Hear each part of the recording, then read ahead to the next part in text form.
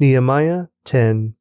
The document was ratified and sealed with the following names: the governor Nehemiah, son of Hakaliah, and also Zedekiah. The following priests: Seraiah, Azariah, Jeremiah, Pashur, Amariah, Melchijah, Hattush, Shebaniah, Malach, Harum, Miramoth, Obadiah, Daniel, Ginnethon, Baruch, Meshullam, Abijah, Benjamin, Maaziah, Bilgai, and Shemaiah.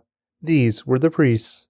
The following Levites: Jeshua, son of Azaniah, Benui from the family of Henadad, Kadmiel, and their fellow Levites: Shebaniah, Hodiah, Kelida, Pelaiah, Hanan, Micah, Rehob, Hashabiah, Zakur, Sherebiah, Shebaniah, Hodiah, Bani, and Beninu. The following leaders: Parosh, Behath Moab, Elam, Zatu, Bani, Bunai, Asgad, Bebai, Adonijah, Bigvai, Aden, Ader, Hezekiah, Azur, Hodiah, Hashem, Bezai, Hariph, Anathoth, Nebiah, Magpiesh, Meshullam, Ezur, Meshezabel, Zadok, Jaddua, Pelatiah, Hanan, Anaiah, Hoshea, Hananiah, Hashab, Halohesh, Pilha, Shobek, Raham, Hashbanah, Maaseiah, Ahiah, Hanan, Anan, Malach, Haram, and Baanah. Then the rest of the people, the priests, Levites, gatekeepers, singers, temple servants, and all who had separated themselves from the pagan people of the land in order to obey the law of God, together with their wives, sons, daughters, and all who were old enough to understand, joined their leaders and bound themselves with an oath. They swore a curse on themselves if they failed to obey the law of God, as issued by his servant Moses. They solemnly promised to carefully follow all the commands, regulations, and decrees of the Lord our God. We promise not to let our daughters marry the pagan people of the land, and not to let our sons marry their daughters. We also promise that if the people of the land should bring any merchandise or grain to be sold on the Sabbath, or on any other holy day, we will refuse to buy it. Every 7th year we will let our land rest, and we will cancel all debts owed to us. In addition, we promise to obey the command to pay the annual temple tax of 1/8 of an ounce of silver for the care of the temple of our God. This will provide for the bread of the presence, for the regular grain offerings and burnt offerings, for the offerings on the Sabbaths, the new moon celebrations, and the annual festivals, for the holy offerings, and for the sin offerings to make atonement for Israel. It will provide for everything necessary for the work of the temple of our God. We have cast sacred lots to determine when, at regular times each year, the families of the priests, Levites, and the common people should bring wood to God's temple to be burned on the altar of the Lord our God, as is written in the law. We promise to bring the first part of every harvest to the Lord's temple year after year, whether it be a crop from the soil or from our fruit trees. We agree to give God our oldest sons and the firstborn of all our herds and flocks, as prescribed in the law. We will present them to the priests who minister in the temple of our God. We will store the produce in the storerooms of the temple of our God. We will bring the best of our flour and other grain offerings, the best of our fruit and the best of our new wine and olive oil, and we promise to bring to the Levites 1/10 of everything our land produces, for it is the Levites who collect the tithes in all our rural towns. A priest, a descendant of Aaron, will be with the Levites as they receive these tithes, and 1/10 of all that is collected as tithes will be delivered by the Levites to the temple of our God and placed in the storerooms. The people and the Levites must bring these offerings of grain, new wine, and olive oil to the storerooms and place them in the sacred containers, near the ministering priests, the gatekeepers, and the singers. We promise together not to neglect the temple of our God. Nehemiah 11. The leaders of the people were living in Jerusalem, the holy city. 1/10 of the people from the other towns of Judah and Benjamin were chosen by sacred lots to live there too, while the rest stayed where they were, and the people commended everyone who volunteered to resettle in Jerusalem. Here is a list of the names of the provincial officials who came to live in Jerusalem: Most of the people, priests, Levites, temple servants, and descendants of Solomon's servants continued to live in their own homes in the various towns of Judah, but some of the people from Judah and Benjamin resettled in Jerusalem. From the tribe of Judah, Athaiah, son of Uzziah, son of Zechariah, son of Amariah, son of Shephatiah, son of Mahalalel, of the family of Perez. Also Maaseiah, son of Baruch, son of Kohoza, son of Haziah, son of Adiah, son of Joiarib, son of Zechariah, of the family of Shelah. There were 468 descendants of Perez who lived in Jerusalem, all outstanding men. From the tribe of Benjamin,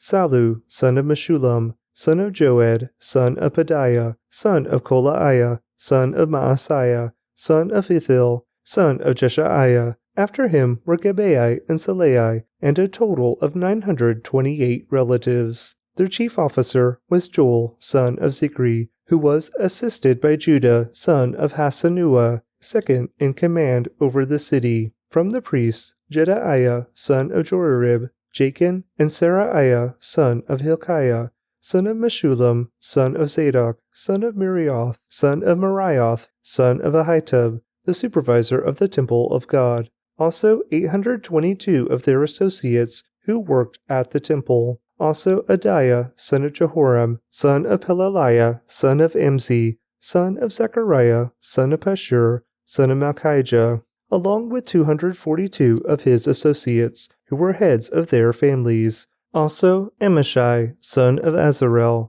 son of Hazai, son of Meshilemoth, son of Emer, and 128 of his outstanding associates. Their chief officer was Abdiel, son of Haggadolam. From the Levites, Shemaiah, son of Hashab, son of Azrikam, son of Hashabiah, son of Buni.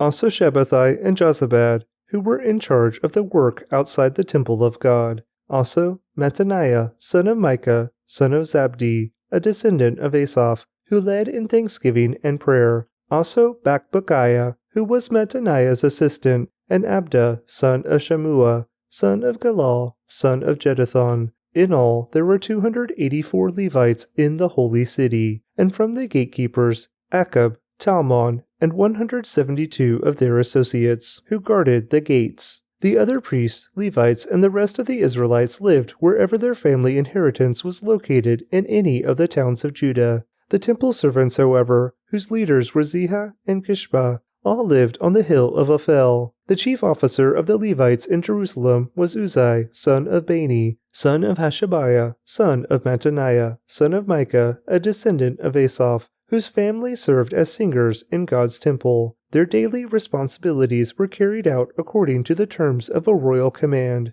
Pethahiah, son of Meshezabel, a descendant of Zerah, son of Judah, was the royal advisor in all matters of public administration. As for the surrounding villages with their open fields, some of the people of Judah lived in Kiriath Arba with its settlements, Dibon with its settlements, and Jekabzeel with its villages. They also lived in Jeshua, Moladah, Beth Pelet, Hazar Shual, Beersheba with its settlements, Ziklag, and Mechanah with its settlements. They also lived in En-Rimmon, Zorah, Jarmuth, Zanoah, and Adullam with their surrounding villages. They also lived in Lachish with its nearby fields and Azekah with its surrounding villages. So the people of Judah were living all the way from Beersheba in the south to the valley of Hinnom. Some of the people of Benjamin lived at Geba, Michmash, Aijah, and Bethel with its settlements. They also lived in Anathoth, Nob, Ananiah, Hazor, Ramah, Gittaim, Hadid, Zeboam, Nebalat, Lod, Ono, and the valley of the craftsmen. Some of the Levites who lived in Judah were sent to live with the tribe of Benjamin. Nehemiah 12. Here is a list of the priests and Levites who returned with Zerubbabel, son of Shealtiel, and Jeshua the high priest, Seraiah, Jeremiah, Ezra, Amariah, Malach, Hattush, Shechaniah, Haram, Miramoth, Iddo, Ginnethon, Abijah, Minimim, Moadiah, Bilgah, Shemaiah, Joarib, Jediah, Salu, Amok, Hilkiah, and Jedaiah. These were the leaders of the priests and their associates in the days of Jeshua. The Levites who returned with them were Jeshua, Binnui, Kadmiel, Sherebiah, Judah, and Mattaniah, who, with his associates, was in charge of the songs of thanksgiving. Their associates, Bakbukiah and Unai, stood opposite them during the service.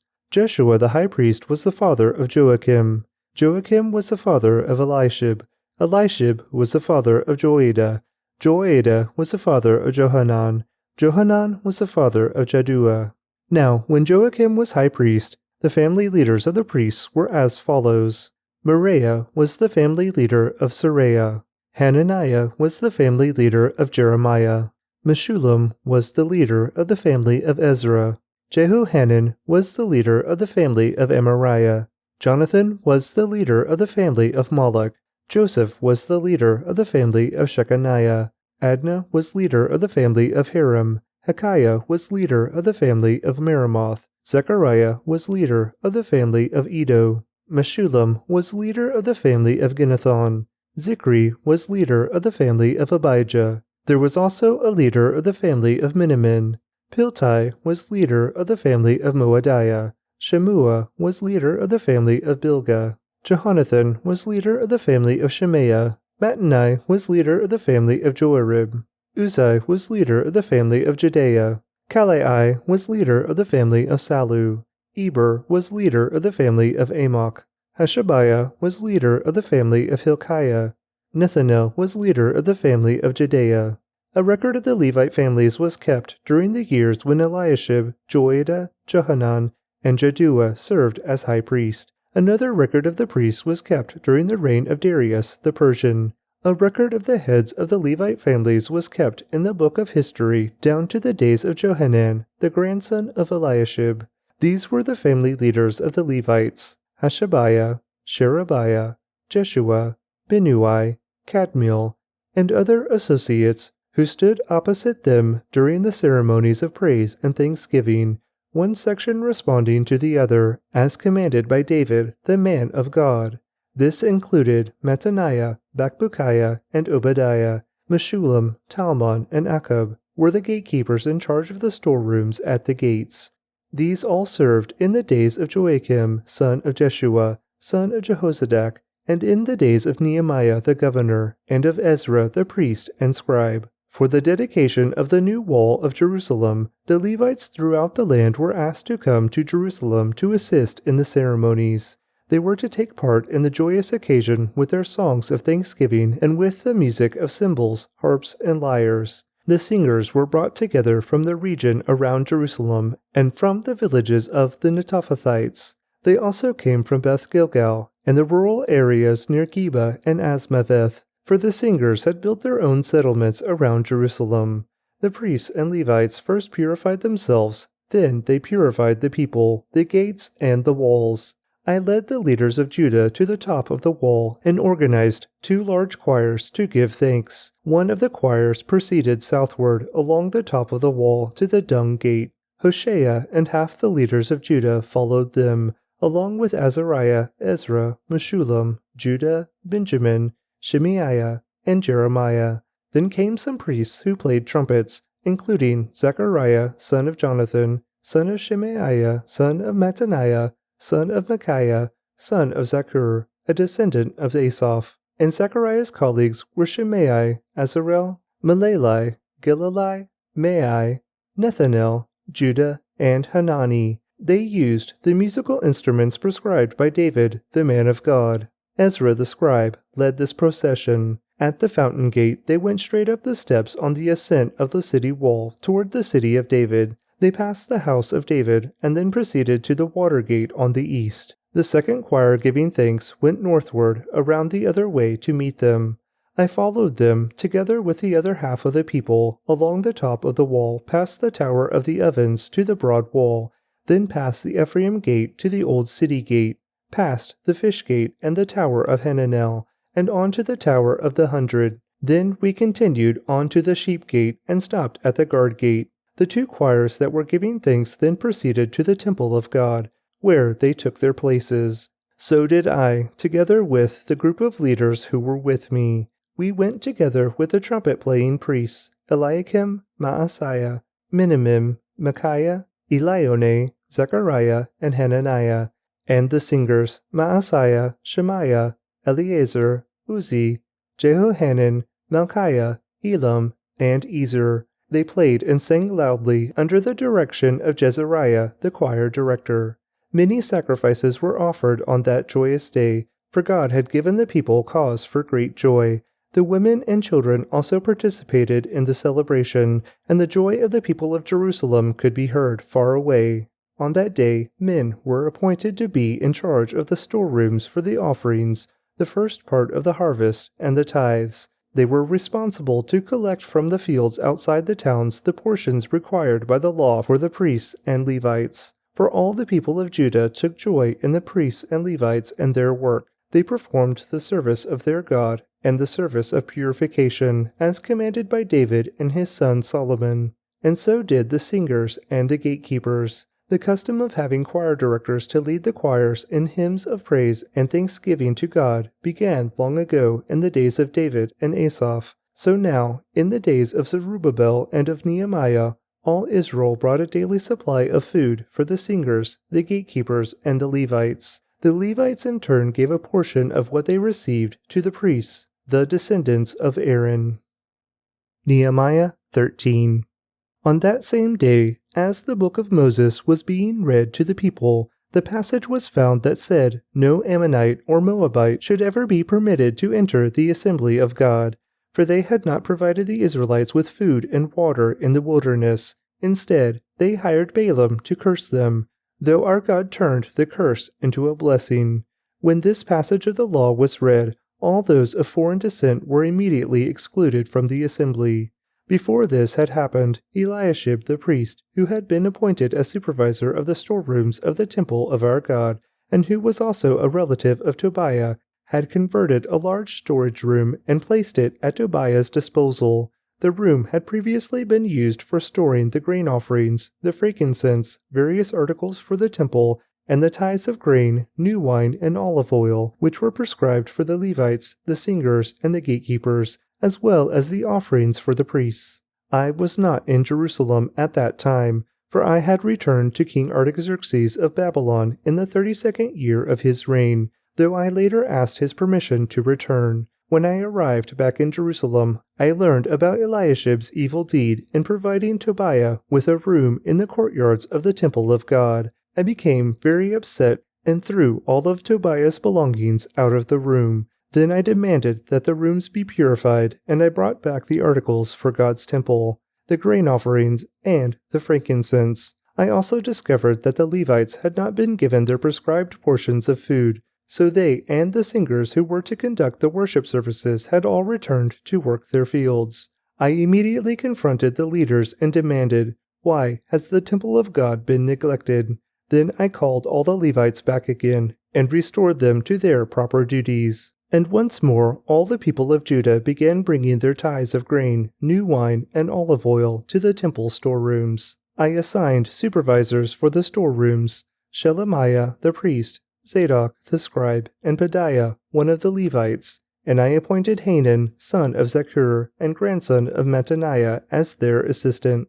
These men had an excellent reputation, and it was their job to make honest distributions to their fellow Levites. Remember this good deed, O my God, and do not forget all that I have faithfully done for the temple of my God and its services. In those days I saw men of Judah treading out their winepresses on the Sabbath. They were also bringing in grain, loading it on donkeys, and bringing their wine, grapes, figs, and all sorts of produce to Jerusalem to sell on the Sabbath. So I rebuked them for selling their produce on that day.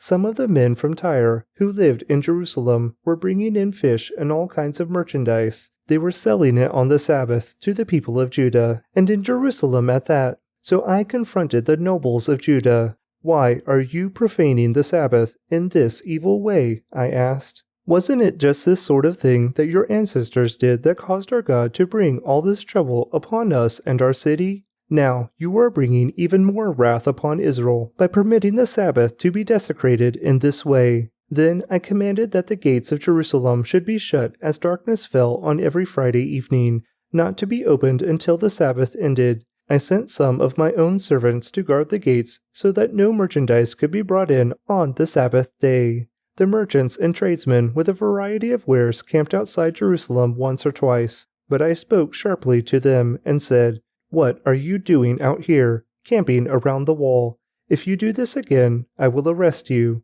And that was the last time they came on the Sabbath. Then I commanded the Levites to purify themselves and to guard the gates in order to preserve the holiness of the Sabbath. Remember this good deed also, O my God. Have compassion on me according to your great and unfailing love. About the same time, I realized that some of the men of Judah had married women from Ashdod, Ammon, and Moab. Furthermore, half their children spoke the language of Ashdod or of some other people, and could not speak the language of Judah at all. So I confronted them and called down curses on them. I beat some of them and pulled out their hair. I made them swear in the name of God that they would not let their children intermarry with the pagan people of the land. Wasn't this exactly what led King Solomon of Israel into sin? I demanded. There was no king from any nation who could compare to him, and God loved him and made him king over all Israel. But even he was led into sin by his foreign wives. How could you even think of committing this sinful deed and acting unfaithfully toward God by marrying foreign women? One of the sons of Joiada, son of Eliashib, the high priest, had married a daughter of Sanballat the Horonite, so I banished him from my presence.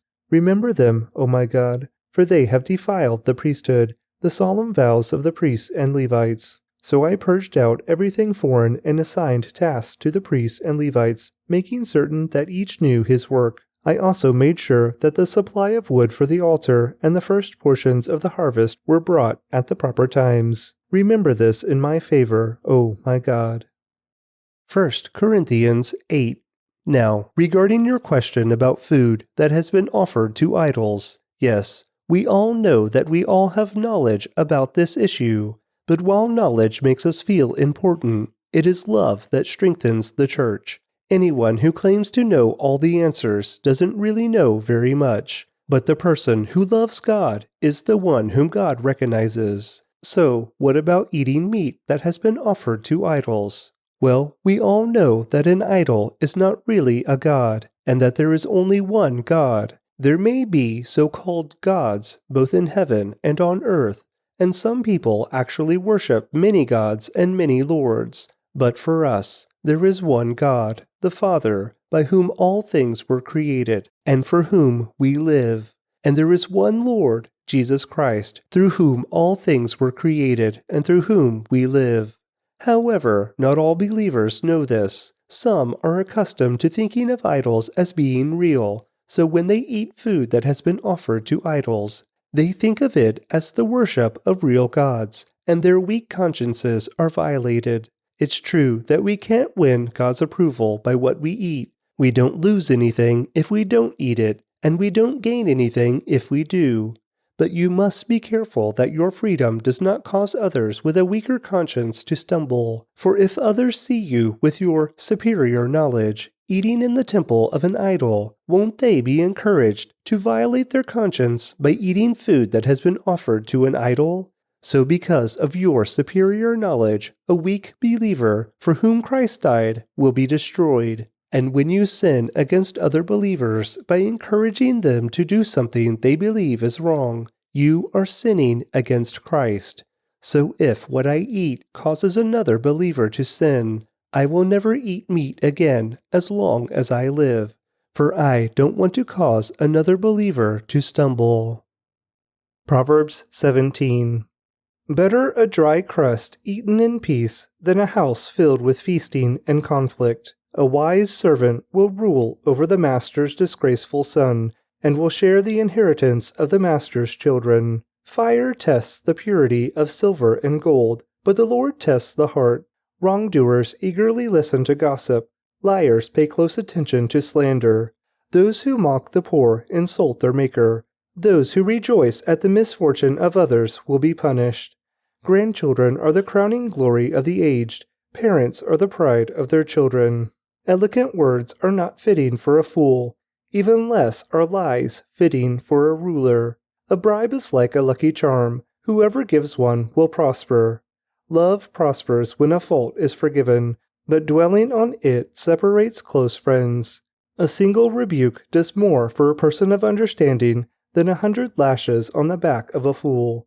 Evil people are eager for rebellion, but they will be severely punished.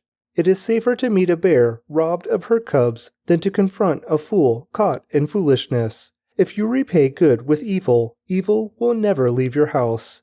Starting a quarrel is like opening a floodgate, so stop before a dispute breaks out. Acquitting the guilty and condemning the innocent, both are detestable to the Lord. It is senseless to pay to educate a fool, since he has no heart for learning. A friend is always loyal, and a brother is born to help in time of need. It's poor judgment to guarantee another person's debt, or put up security for a friend. Anyone who loves to quarrel loves sin. Anyone who trusts in high walls invites disaster. The crooked heart will not prosper. The lying tongue tumbles into trouble. It is painful to be the parent of a fool. There is no joy for the father of a rebel. A cheerful heart is good medicine, but a broken spirit saps a person's strength. The wicked take secret bribes to pervert the course of justice. Sensible people keep their eyes glued on wisdom, but a fool's eyes wander to the ends of the earth. Foolish children bring grief to their father, and bitterness to the one who gave them birth. It is wrong to punish the godly for being good, or to flog leaders for being honest. A truly wise person uses few words. A person with understanding is even-tempered. Even fools are thought wise when they keep silent. With their mouths shut, they seem intelligent. Psalm 141, a psalm of David.